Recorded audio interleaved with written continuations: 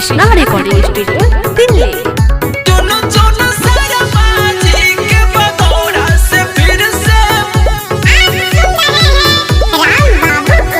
सुनो ये चाचिया सुनो ये लाला मांग लिया शीश पंचायत में बहाला है तुम्हें बहाला है तुम्हें बहाला। सुनो ये चाचिया सुनो ये लाला मांग लिया शीश पंचायत में बहाला। वो खेली सहैया दुखिया गरीब के झांसा में नहीं हो कि चुनो चुनो सारा के बगौरा से फिर से मुखिया बनाई हो कि चुनो चुनो शर्मा जी के बगौरा से फिर से मुखिया बनाई हो। चुनो शर्मा जी के बगौरा से फिर से मुखिया बनाई हो। गली गली पकी भइले बनी गइले नाला चुनो शर्मा जीती है सगरो बहाला।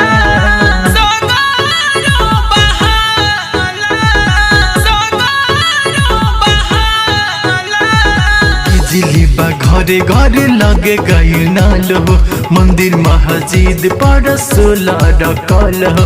झांसा में नई हो विजयी बनई हो सबकी बतई हो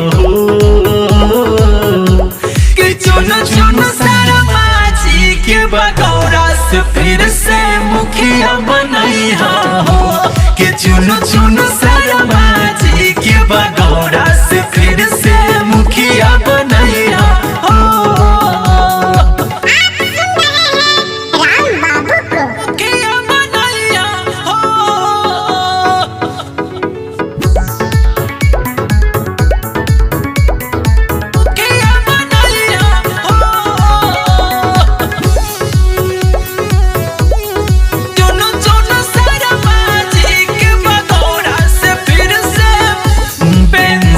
बनवाली बुजुर्ग और लाचार के इंदिरा आवास मिलल दुखी परिवार के दुखी परिवार के दुखी परिवार के।